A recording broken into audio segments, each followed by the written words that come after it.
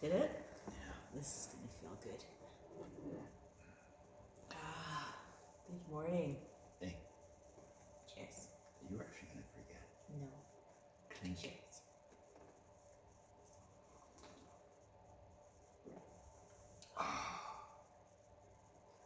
There's something about matcha in the morning.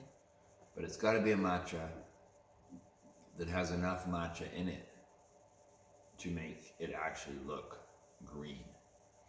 Not like at Starbucks or something where there's, I don't know, an eighth of a teaspoon of culinary grade tea or something. Oh, yeah. So how's everyone doing this morning? That is so good. Yeah, drop us a comment and let us know how everyone's managing, how you're doing, Yeah. how you're resourcing yourself during this crazy time. We just walked our dogs in the forest. That's always a blessing for us, especially on a glorious sunny day, which we get them in abundance out here. Yeah, it's very nice. I must say, good way to start the day, and then come up here and have a lovely green tea, just to sort of open the circuits. Yeah. It does feel good. We wish we could do this live feed, but our Wi-Fi sucks so badly out here. On one hand, it's a good thing because it's not in your field all the time, but on the other hand, it makes it harder for communication. Yeah. It does. We've gotten used to it, like you get used to anything. But yeah, it is good knowing that there's not a bunch of stuff going through our heads and bodies, but it's not so fun not having good communication except for on your phone. But it is what it is. Take the good with the bad, and the good outweighs the bad. Yeah. Hence, since this whole thing started, Raven and I have definitely been given a whole new perspective on what and why we moved out here. I'll tell you that much. Wow. Yeah. Almost feel like nothing's happening except for that I know through media and stuff and people's comments, but it's almost pressure free. If there wasn't financial stuff, then it would be completely pressure free. You just live your life normally. It wouldn't seem any different except for at the grocery store, really. Yeah. But what are we going to talk about? I don't know, just how beautiful it is today. It's a beautiful day. Yeah, very, very sunny. Still crisp. And Not as warm as last week. No, we still have snow on the ground, which is Yeah, actually it's a good thing because sun's still out and it's beautiful and the light is there and it's nice and warm, but we don't have the black flies. So as soon as all the snow melts, within 2 to 3 days of the last bit of snow gone, that's when they start coming out, those pesky black flies. So I'm grateful that they're not here. No? Yeah, it's I don't miss them at all. There's nothing that I look fondly on when I think about them. But they are what they are, and they were around when we were kids as well, and before then, so I don't think they're gonna just change their minds that quickly, but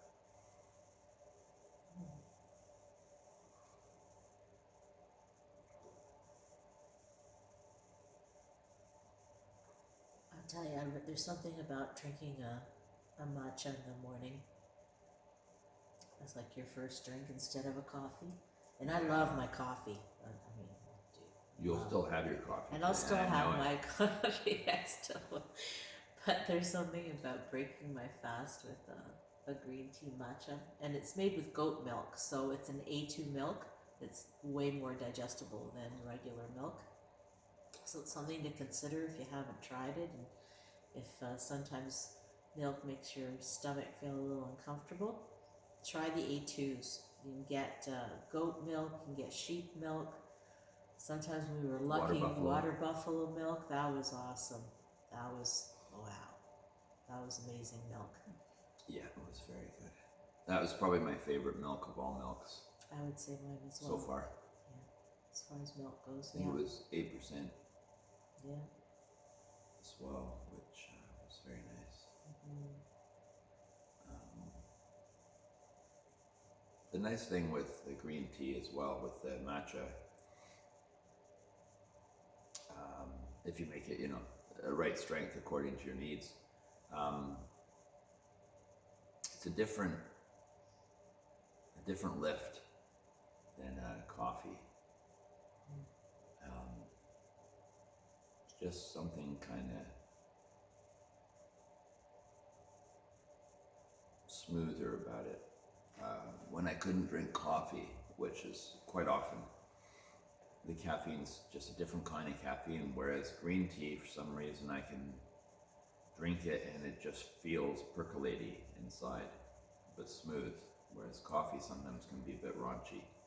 Well, it's interesting. For me, I get this tingly in my upper palate and on my tongue, especially where the burning, the chronic burning that I have on my tongue, which I've had since 2011, it just eases it. It sort of makes it like a kind of numbing blanket. The green tea does that? Yeah, the green tea does that. Coffee does not do that. Wow. Yeah, so That's kind of cool. it's nice. It's kind of a great way to not have to think about that or feel that in my mouth. Cheers. Cheers. I'm done. Are you? Yeah, I'm just thinking about my coffee. No, I'm just joking. No, I was thinking about what we're doing today. I was thinking that I want to put in a bit of time on the skull. Maybe do a little bit of polishing of the opals, because I got my tools for polishing. Oh, that'd be exciting to put those Do you think? Yeah, yeah. And well, I think that's the two main things. At some point I should pull the church doors out and set them up kind of ready to sand.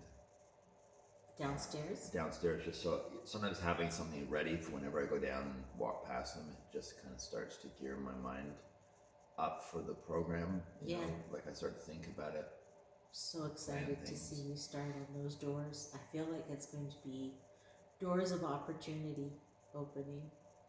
Well, those doors have been waiting for at least 15 years. At least. 12, 13, 14, 15, 16, 40 years here. We had them in Toronto.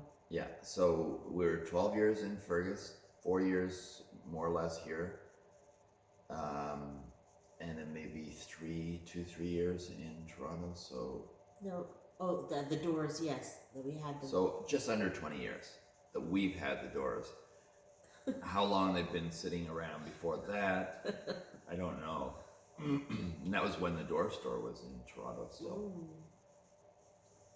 Down, I don't know, King or Queen, Adelaide, something down there.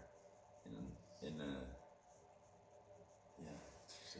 So are you, with the doors, I'm just curious, are you, for your larger cuts, are you using something other than your Fordham? Or? Oh, I'm using mostly other than the Fordham. The Fordham would only be for fine details and stuff.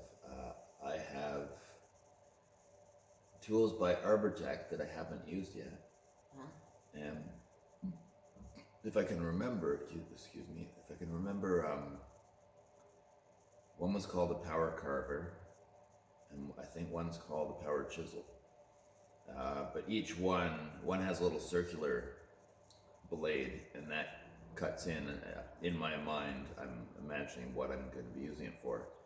So it'll be cutting down into the wood in rough shapes. The Power Carver, or the Power Chisel, is actually a chiseling action. So rather than using a mallet to bang on the back of a chisel, this has its own little built-in chiseling action. So we'll see how that works too. And then other than that, well, besides big sanders and things, belt sanders, palm sanders and stuff, It'll be those two tools and my Fordham, and we'll see what else as I go. I literally, this is probably the furthest from what I've ever done in any kind of carving, because I whittled a bit, and I did use the Fordham back when I was young for a couple of things, but not much. But they were always for rounded sculptural things, Right. which the skull still kind of fits into that category, whereas the door is, I don't know what you call that, but it's, you're working on a large flat surface and digging in for a relief effect. And so things that have a much more constant flow on a flat square area with a certain depth that's consistent as well, compared to the skull, which I'm doing little patterns all over a rounded sculptural object. So, and of course it's bigger, but overall, it's an extremely exciting project. Just the symbolism of the doors, and having been on a church, so a place of worship, or a place that had some sacred meaning to those that were part of that church, that building. It's just for about 20 years I've been meditating on this idea of doors, which have always drawn me in, which is why I bought them in the first place. I used doors in illustrations in the past. Aldous Huxley's book, The Doors of Perception, intrigued me when I was young. The idea of doors to something inward, opening and giving you access to something within yourself, or internal, external, that you didn't have access to before, is a fascinating idea. A door, a portal, an opening between different potential and running timelines, dimensions, is pretty fascinating. I was always interested in that idea as a child with storybooks, and it still intrigues me and frustrates me at the same time, because sometimes I feel like I don't have access to something that would just seem to be so much nicer for the world, or something like that. I'm sure everyone's had those feelings before, and you just slough it off as silly thoughts from childhood or something. But doors, sacred doors, access ways into other dimensions of possibility, sacred objects that in turn either open doors or shift dimensions to give access once again to another realm. Those have always been my fascination, my interest. Tattoos really were very much that as well. It was the idea of an art form that transformed your very being through the act of the experience, and putting these patterns not just onto you but into your circuitry, weaving them in an ancient and natural way, not to be confused with Elon Musk's insane projections about neural threading into the brainstem to kind of, well, to make us part computer and part human, whatever that is. For me, that just shows the lack of belief in what our actual inherent, born with abilities are. And now, of course, when I start to talk about things like this, I'm stepping beyond just talking about doorways and concepts and portals, and into a realm that most have labeled conspiracy theory, term given to us by the wonderful CIA, to distract people from finding their truth about themselves, their deep inner truth. And for each person, there's a difference. The more you go into deep truth, the more things are very particular to you as an individual. So yeah, I've always been fascinated with things that they have just happened to have been things that come from the ancient past, surrounded by mystery, but still exist to some level to this day, and tattooing being one of them. Hence why I was always interested in ancient practices, tribal practices, indigenous practices, with tattooing, and why it was that they were so sacred, and yet the tattooing I was exposed to from a child, so in the 60s, but where I actually took part in, first took part in thinking about, contemplating, and then eventually took part in getting one, and then in doing them, was just how void the tattoo process had become from something so meaningful and so sacred and a part of the community, and so potentially life transforming, and how it played a part in the path towards someone's waking up to deeper aspects of themselves, deeper potential. And that fascinated me. And the more I got fascinated as I got older with aspects of reality that had so much potential, the more I read from people like Goethe and Rudolf Steiner and Stephen Herod Buhner, people like this,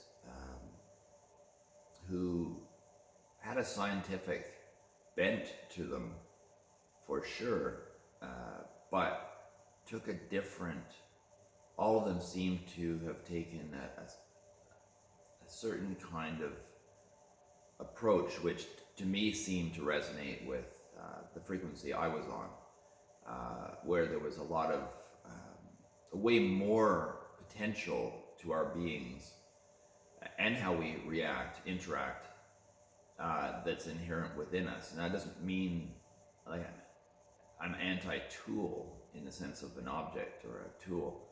That's not it at all. But I do believe that, for sure, I believe that stepping into the transhumanist conveyor belt, onto that conveyor belt, you're bypassing a whole realm of untouched potential within us. Your DNA. If it's reflected in the DNA, then maybe that's mostly for sure why there's a whole pile of DNA that scientists loftily have decided it's junk DNA because they don't know. You know, imagine the arrogance of that. Just because you don't know what it is, it's automatically junk. Yeah, that's really cool. That's science. That's science for you. And it's interesting, I looked up a little while ago Goethe, and he was a scientist and a philosopher. Back then, scientists were philosophers. They were one and the same. Until Newton came along and took a direction that basically we followed and ended up where we are now. And Goethe said, if you go Newton's direction, which is very much is based on the science that we are in today, is based on dissecting something into its smallest parts, and that's how we learn about it. And Goethe said, well, you can't dissect nature, because then you don't have the whole that you're studying. You're only studying the parts. And anyways, now Goethe's work is squished into a little category in philosophy, or what modern day scientists shrug off as pseudoscience. Pseudoscience. Imagine the arrogance of such beings that think that just because they went to university and they got taught a bunch of schlock, some of it valuable, for emergency ER kind of stuff. I definitely see a lot of value in Western medicine, but I just feel that I don't know how it all works, really. I can't say that I do, but I know that there are a lot of great doctors and a lot of great surgeons and a lot of great, just like there are a lot of shit doctors and a lot of shit surgeons and a lot of great artists and a lot of shit artists and so on in every category, but those that rule the roost in Western medicine, in my opinion, really hold it down, anchored into a very dense frequency that doesn't give it much freedom at all. And that medical system does not recognize other systems that have come before it or that come along parallel to it, which is one of its greatest detriments. You could call it the blind god in that respect, for sure. So yeah, people could see me as and label me as all kinds of things, but really what drives me forward is the belief in our potential, the strong belief in our potential, and the belief that we are at risk of bypassing and avoiding the possibility of even finding it when we're right on the brink, I believe, of either finding that potential and opening up to a whole new way of being, which I know a nice chunk of you out there listening are all chuckling and going, oh God, this guy is a freak. Yeah, just look at yourself and look at your mold that you're in, the chains that you're shackled with that you can't perceive, and your jolly old arrogance that's willing to tear us down to prove that you're right. That's the sad part of all of this, is it's the arrogance behind, or I guess in front of the fear. The fear is behind the arrogance. And the sort of jolly, guaranteed know-it-all attitude that I see in people that I know and love. And it's my greatest exercise in equanimous mind and not judging others, which is really difficult. But definitely have my eyes ever been opened to some things going on in this world that it just amazes me that it can be going on that in front of our noses, and a large portion of the public around me has not a clue, denies the idea, will fight to the death for that belief, and will get extremely offended if anything in that topic comes up with anything other than their cookie cutter idea of what the answer should be. That's alarming to me and to many people that I know who feel the same. It's extremely alarming, and it is not a good sign. And yet a large majority of people are in that state. What do we do about it? I don't know. I don't know if it's a majority. Well, that's the thing. It comes across as a majority. Yeah, I don't think it's a majority. I don't really know how to calculate that, but sometimes it feels a bit lonely. Sometimes it feels a bit lonely because no matter who I talk to, I could just accidentally mention something that has to do with my views and values, which are life-affirming, loving, like everything positive, and yet they can come across as troublemaker, invasive, like who knows all the ways that it's made to come across. And it's designed that way. It's for sure designed that way. But boy, to sit here see the world hovering right on the brink of either disaster or, well, my view, disaster. You know, a realm where people just get plugged in to stuff and injected with stuff as an instant answer to any concern, and wired into virtual networks and stuff. I can see where it's going. It's going to where, you know, it doesn't matter if, you know, nature's dying all around you. It doesn't matter. You can just lock yourself in this little cubicle, plug yourself into this little thing, and step into the virtual world of your choice. The only thing is, the virtual world is not a natural world in any way. It's designed by someone. So you're still, just like watching movies, you're experiencing someone else's dream. At best, someone else's dream. Fed to you in repetition. You're not getting a direct one-to-one transmission by any means. So you're living someone else's idea of a reality. I guess some people might like that. It's not my thing. I'm really excited about what our human potential is. We weren't here just to stop at this point and turn into robots. You know, I can't say that I'm against robots. We use a lot of things that help our world today that I can't argue with.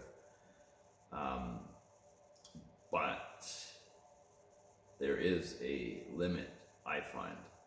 And I'd really like to find out what our potential is in other areas once we unlock more of who we are.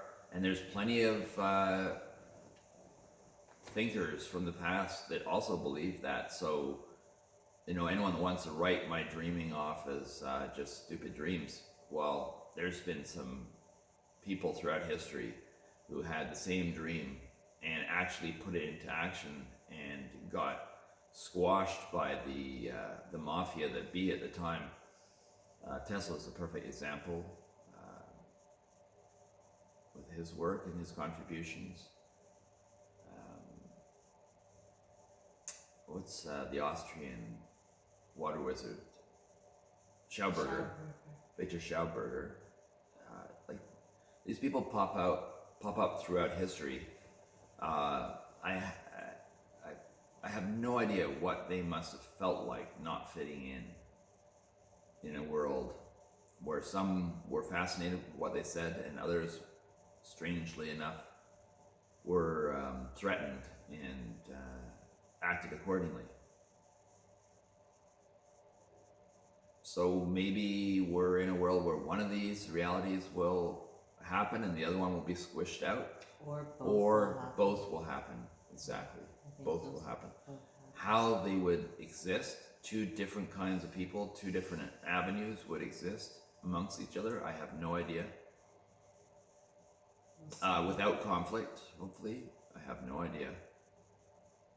But interesting times. Should wrap it up there. Yeah. Anyway, thanks everyone for joining us, and we'll chat again soon. Yes. Turn this on.